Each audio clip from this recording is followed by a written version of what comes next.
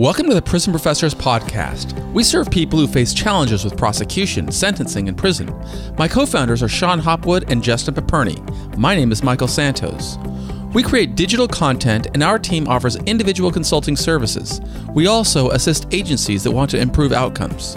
To learn how we can help you, text the word Prison Pro to 44222.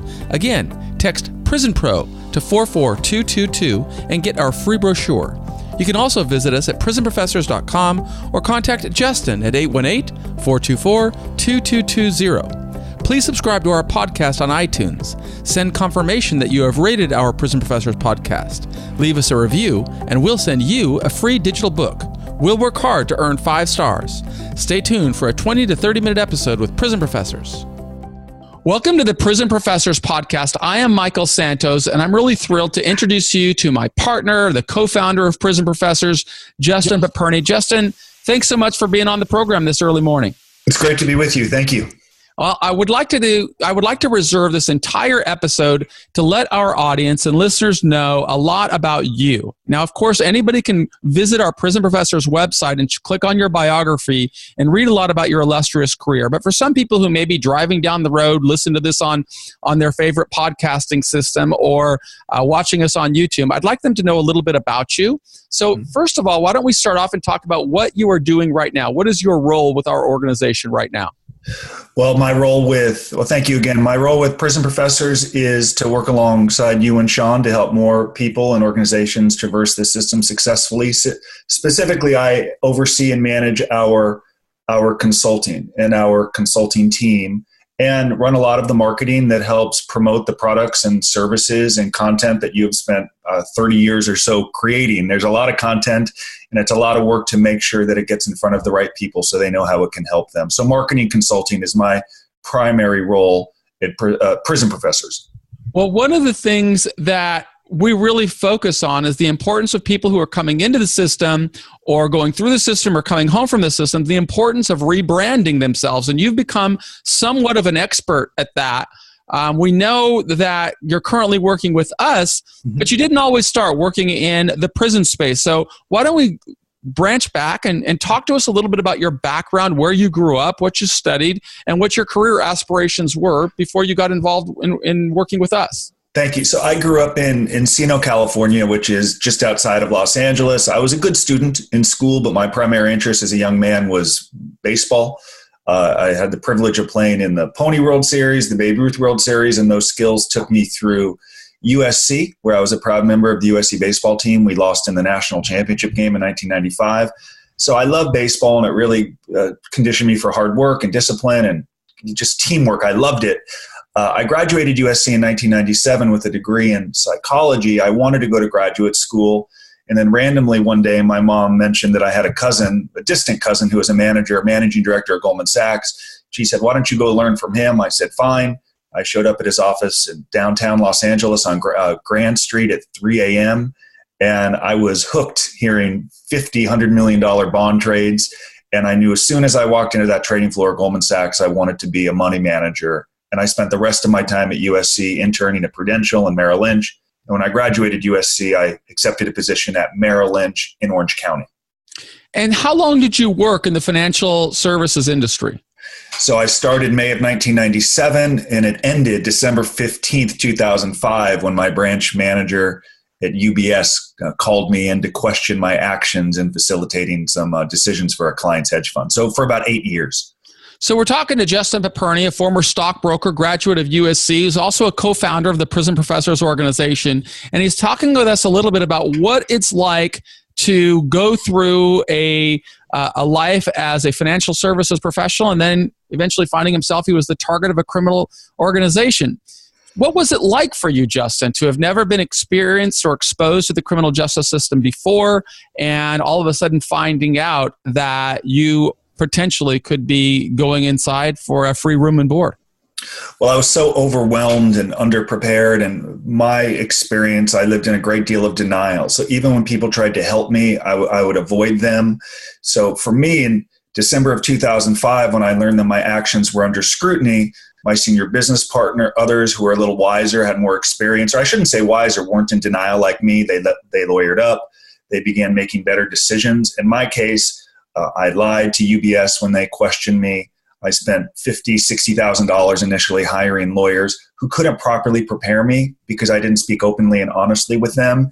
And in retrospect, part of that was because I still wanted them to see me as a USC baseball player, a stockbroker, a successful executive.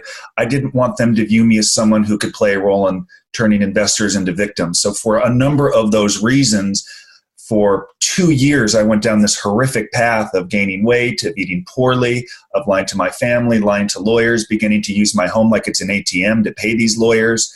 And inevitably, all of those bad decisions, longer prison term, eventually pleading guilty to securities charges. And in retrospect, the 3.5 years I spent fighting my case, I already felt like I was in prison. I just wasn't getting credit for it. So in retrospect, I have such regret over how I handled that really first test of adversity in my life. And that's why when you met me in prison, you could see how down and broken and beaten I was as a young man, because I had let so many people down and I just had so many regrets. I was ill prepared to handle my experience, to put it lightly. And when you went into the prison system, what kind of thoughts did you have about how you would emerge? What were you thinking about? Well, when this gets over, this is what I'm going to do with my life. Tell us a little bit about what your expectations were after the journey. Well, when I met you, I couldn't even start. So I remember meeting you a couple of days into prison. I said, okay, Michael, nice to meet you. Let me tell you what I want to do. I spent $1 million on my case. I want to get my money back. I lost on my licenses. I want to build a new career. I was a USC athlete. I put on 40 pounds. I'm fat, bloated, miserable. I want to be in shape by tomorrow. I've really upset my family. My mom's going to therapy because of me. My parents think it's their fault because I had too much privilege as a kid. I want my parents to love me again. And I wanted all of it that first day. And because I wanted so much and I had done so much harm, I didn't know where to start. So even in those initial days, frankly, until you began mentoring me, I continued to remain lost and really off my game. And it wasn't until you said, what is one thing that we can do today? What does incremental daily progress mean? And then I began to slowly get on track working alongside you 12 hours a day. I was fortunate to have you as a mentor. We try to be mentor for those going through the system. It changed my life. I like to think since we've been doing this for a long time, it's changing the lives of others. But my initial concern was I wanted it all back the first day. And it's sort of like the decisions I made as a securities broker, where I wanted to get perhaps in 2 years where it takes 10. I really had to embrace, this is going to take some time to do it the right way. And you had been doing that for 22 years when I shook your hand. Well, let's talk more. Let's focus really on your vision. Yeah. Tell us about your vision when you walked in, because I think a lot of people who go into the prison system, they're thinking it's a temporary type of a situation. At the other end of their sentence, life is going to resume as normal. I'd like to hear from you before you and I spoke, before we spoke about the complexities and the ancillary consequences that come with a criminal conviction and a journey in prison. What did you think your life would be like on the other side of the journey when you finally got out of prison, before we started working? Sure. So I was in denial enough to think that my life would continue uninterrupted. For example, I sold real estate successfully in Calabasas for more than 3 years before I surrendered. My license was active. My conviction was as a securities broker. So I had people telling me, well, of course you're going to be able to resume your real estate career, not knowing you have a conviction, there's still outstanding restitution, probably going to lose your license. My only goal when I surrendered to prison, and frankly until I met you, was to lose some weight. And I said, I took Spanish all the way through USC. Maybe I'll increase my, learn a second language. All I wanted to do was lose weight, and I was going to exercise for 10 hours a day to accomplish that goal. I presume when I went home, because it was only a year, people, I had an 18-month sentence, but I was going to be away a year, 15 months. It's like, how can that really change your life? And then I began to see prisoners going home nervous, afraid, with very little lined up, and they had been watching TV all day and not really preparing. And one of the greatest learning lessons is when I ran into your cubicle one day and said, dude, I just ran 10 miles and you did 15, I did 15 pull-ups. And you were like, that's great. Are people going to hire you and pay you to do pull-ups? Because all I had done was exercise all day. So my initial goal when I surrendered to prison was decompress, recalibrate a bit, get fit, nothing else. And so there was no thought about your life when you'd get out of prison. When you started, it was just about, let's just get through prison and get fit. But you didn't put a lot of thought, and you just thought it'd be very easy to get back into the real estate. It's very hard to think about the end, life after prison, because I'd been consumed with my case for years. You can't think about the other side before you've even gone to jail, lawyers and the Department of Justice and sentencings and press releases and losing friends and money. And it's like, how can you even begin to think about the other side when you haven't even entered the system? So no, I did absolutely zilch, nothing to think about the other side. And when I did, I just convinced myself everything would be all good. You said something else that interested me. You said that you were arrested. I don't remember what date. I think you said it was around 2008, but then you said that you worked for 3 years as a real estate broker after you left the securities industry. How long did it take from the day that you learned you were the target of an investigation, or could be the target of an investigation, until the day that you actually began your term in prison? How long was that? Yes, the hardest part of my life. December 15th, 2005, it began, and I surrendered to prison April 28th, 2008, so just over 3 years. So for 3 years, this was hanging over you like a dark cloud, where although you were able to earn a living through real estate, I got to think that your life was kind of, what do you tell us? I don't want to put words in your mouth. What was your life like during those 3 years? It was nearly unbearable in retrospect. I wonder at days how I got through it. From the second I woke up, all I would think about was my case. I would be afraid to sit down at my computer to see emails that would come from lawyers, letters that would come in from investors turned victims, the fallout to my family and community and my parents. And a great part of that time I could hardly function. And I'm not even embarrassed to say that. I had never dealt with any setback like this in my life. I remember some days, Tuesday at 11 a.m., driving to downtown Los Angeles to meet my excellent lawyers, thinking my friends are building businesses right now. They're contributing to their communities. Instead, I'm going down to meet with lawyers to tell them half-truths about my role as a securities broker. And I lived that path for more than 3 years. I didn't go to family events. My mom would send me your blogs. Read Michael Santos. He's at Taft, where you may go. I said, I don't want to read Michael Santos. I don't want to read his blogs, and I ain't going to meet him when I get to jail. I would delete it. I wouldn't even look at it. I was in such denial. So occasionally some people knock my 18 months in jail, and I remind them it wasn't 18 months. It was 18 months I served plus the 3.5 years I spent fighting my case, which was the hardest part. The process was the punishment. That's an important lesson, I think, for many of the people who are listening to the Prison Professors podcast and anybody who's going into the system, is that time prior to imprisonment can bring that fear of the unknown, that sense of your life is spinning out of control. And yet, from what I heard, otherwise, and really from what I know personally, it seemed that you used your time in prison to recalibrate and to set yourself on a path. Even though you weren't thinking about it when you went in, you found opportunities to grow and to develop. And I'd love it if you just spent a minute or two telling us how you did that. So fortunately, I do have a competitive side to me, and I'm not afraid of even embarrassment or rejection. Baseball conditioned me for such levels of rejection. So when I began spending time alongside you and opening up about my family, you began to ask me questions about my conduct and my case. And even initially I was misleading you, and you said, Justin, we're friends. I'm in prison. I want to help you. I want to guide you. But you have to speak openly to me. Help me understand why you crossed this line. And once I began to do that, this whole ocean opened up. I was reading the John Grisham books, and you said, hey, dude, that's cool, but you might as well be in the TV room right now watching a movie. It's the same thing. It's a very passive activity. What books are you reading? And moreover, how are they going to help you lead the life you want to live after you get out of prison? That was such a profound question. I couldn't answer it. So once I began to learn and read, and frankly, for the first time, be held to account, that was the key thing for me. You, my family, one of my best friends, Brad Fulmer, who you know well, who supports our work, who played in the major leagues for 9 or 10 years, would show up at visitation and say, what did you do this week? You're going to be home soon. What is the path? What is the plan? Initially, I couldn't answer. It was, dude, I don't know. I'm in jail. I'm getting I'm getting adjusted.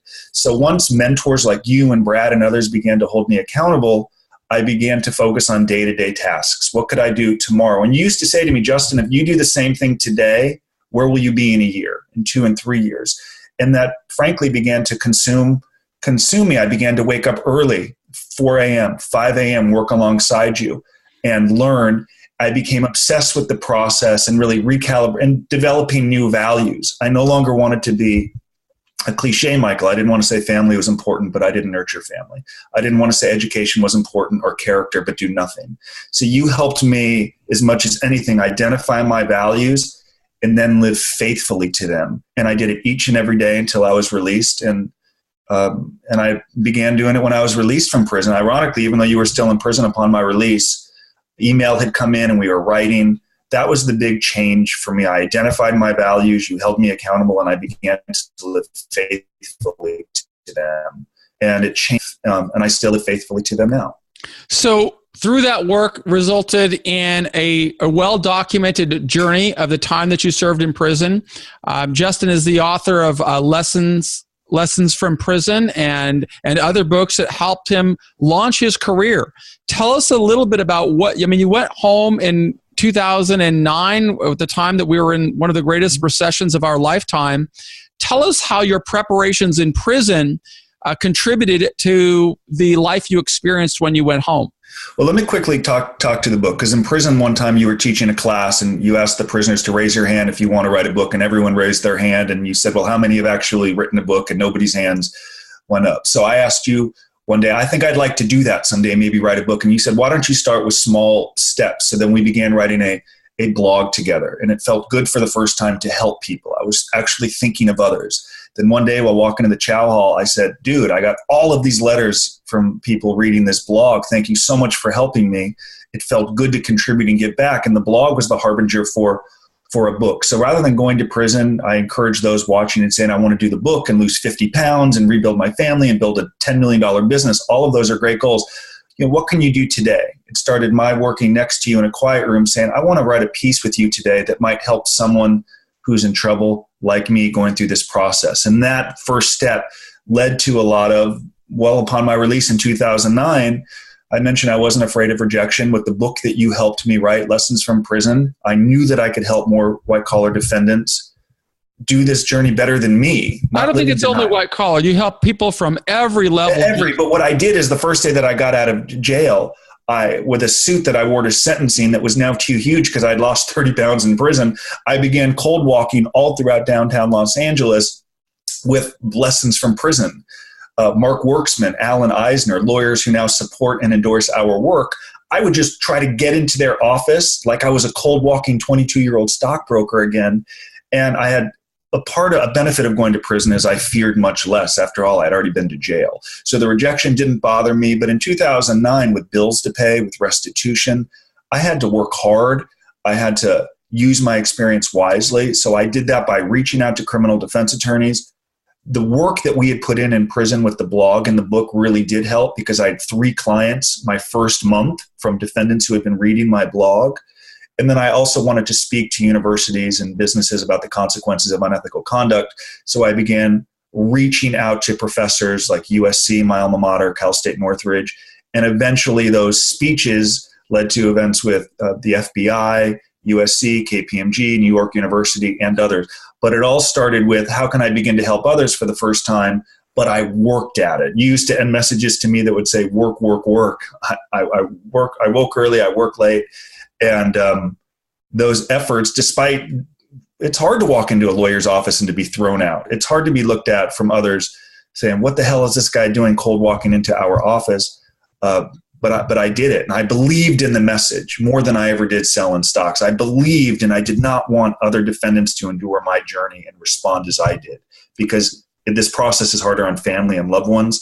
And I just didn't realize that, Michael, until I met you or until I was in prison. The real takeaway there, I think, for any listener is that, the sooner an individual starts, owning decisions and becoming authentic, the sooner that individual can start sowing seeds for a better outcome.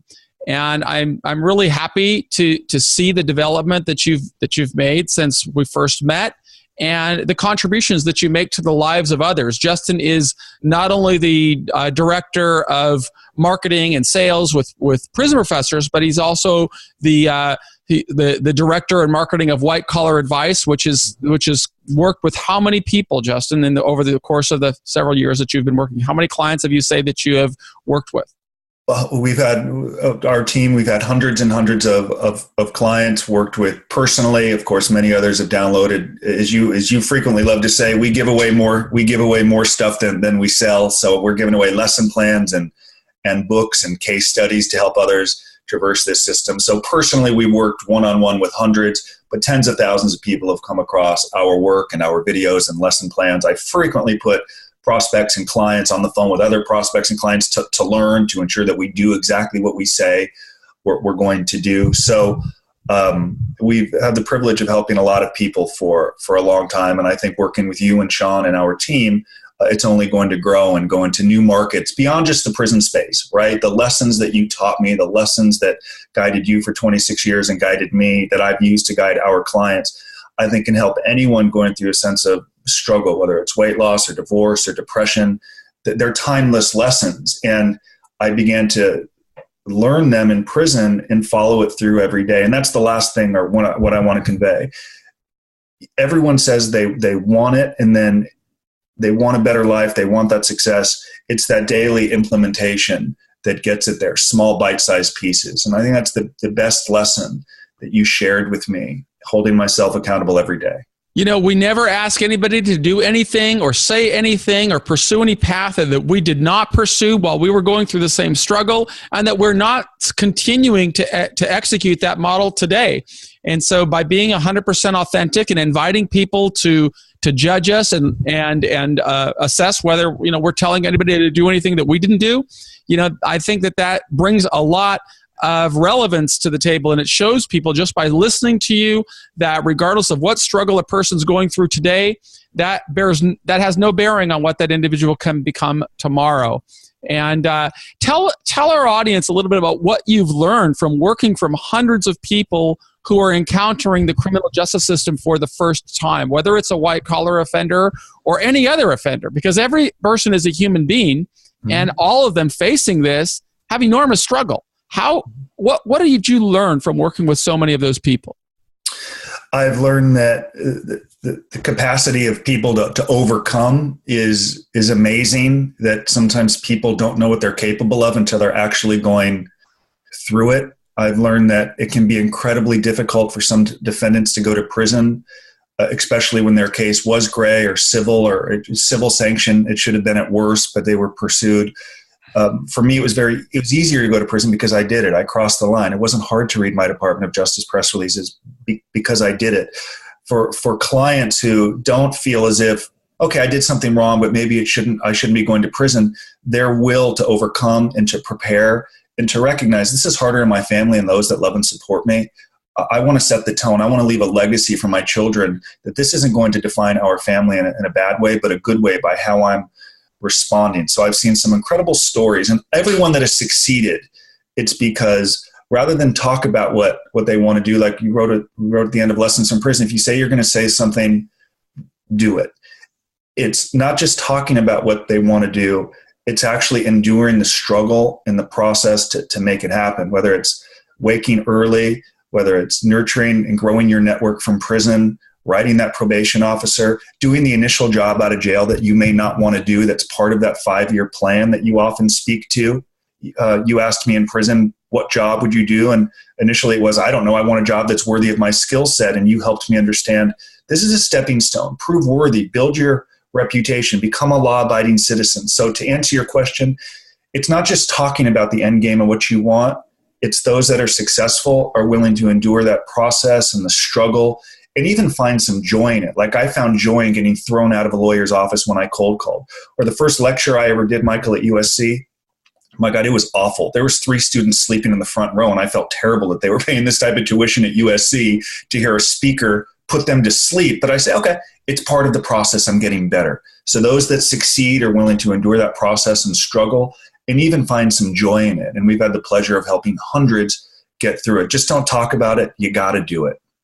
So I know that part of the work that you do is the one-on-one work with individuals, but let's talk to a broader audience now for people who are like you were at the beginning of the journey, and they may not be throwing away the blog. They may be driving down the road right now, and they're in that same space where they've been hearing about challenges from the criminal justice are coming down the pike. What would you advise that person if he's not ready to talk to anybody, but he still wants to do better? He still wants to be thinking. Give us a little advice for that individual. So slow and steady wins the race. Part of the reason we give away so many resources, from big books to small books to lesson plans, is if you can begin to spend 5 minutes a day, 10 minutes a day, listening to our podcasts, reading our case studies, reading our blogs, you'll begin to see what's truly possible through this process. Part of our goal is I think you and Sean epitomize what's capable or what's possible with a felony conviction. You have debunked so many of the misperceptions that exist with people who've been to prison. You were a professor the day you got out of prison. Sean's a professor at Georgetown Law School. Both of you have traveled and lectured all over the country. You wrote books and made millions from prison. Really, it's debunking much of what you think is possible, learning from those who have actually done it with a documented record, because anyone can say they have done it. Anyone could do a YouTube video. Anyone could write a blog. Is there evidence? Or is there a record of it? So I would say to those of you who are not ready to schedule a call with me, who are not even yet ready to invest in any of our products, if you want it bad enough, okay, can you spend 5 minutes a day, 10 minutes a day? And through that process, it will become more, it will become greater, and you'll learn what can be a great experience in your life. This has turned out to be a phenomenal experience in my life, despite the millions of dollars I spent in losing my licenses and the Department of Justice press releases.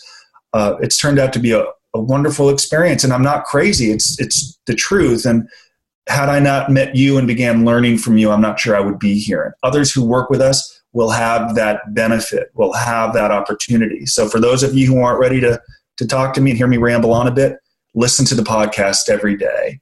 And if you want to speak with other clients of ours who are in a similar spot, we could have you on the phone with 10 clients by 5 p.m. Not selling you, but telling you how they got started. You have to start.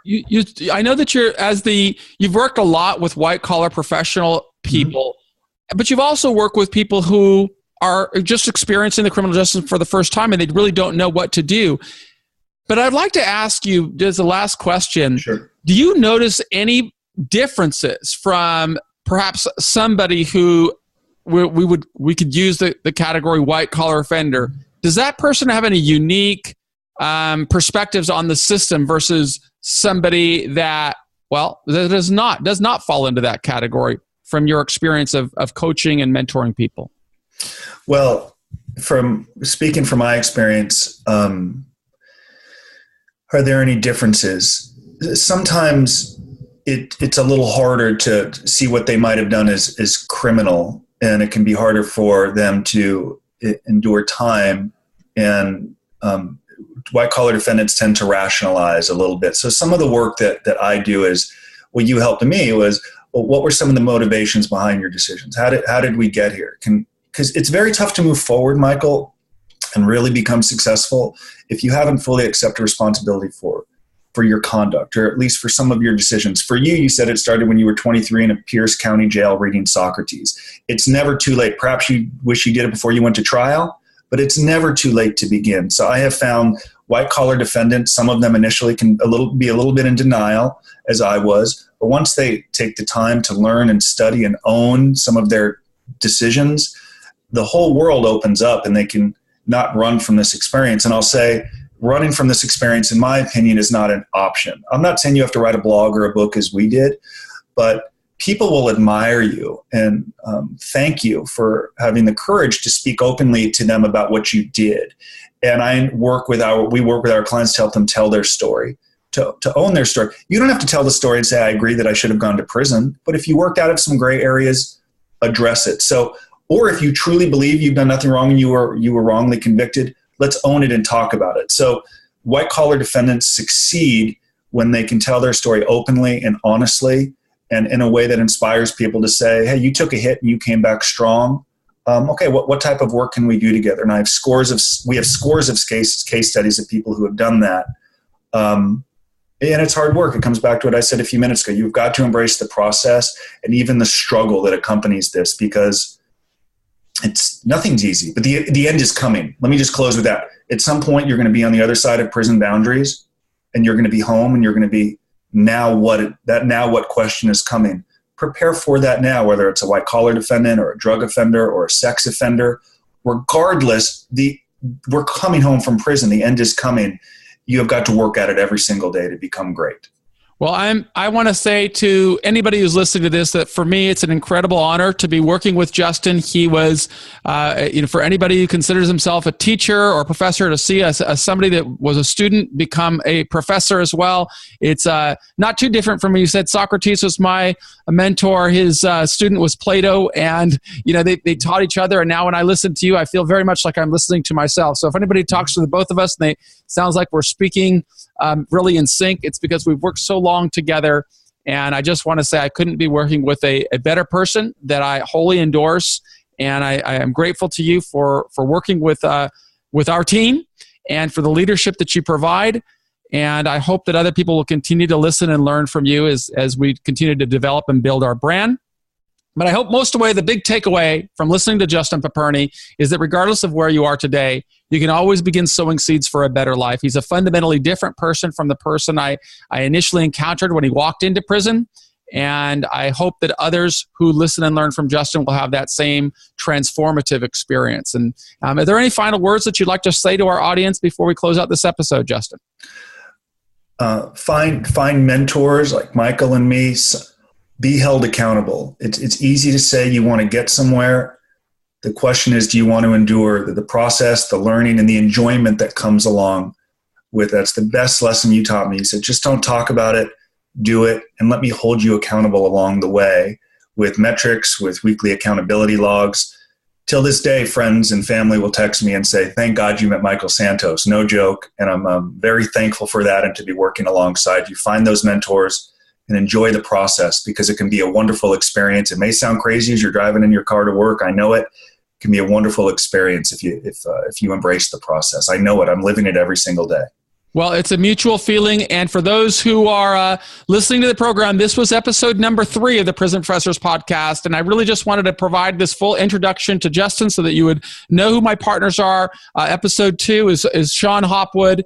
And all future episodes we're going to be either interviewing others who are formerly incarcerated that came back successfully, or we will be dispensing lessons for free. So hope you stay tuned with Prison Professors Podcast. That's it for this episode. I am Michael Santos with Justin Paperny, and we want to thank you for participating. Thank you.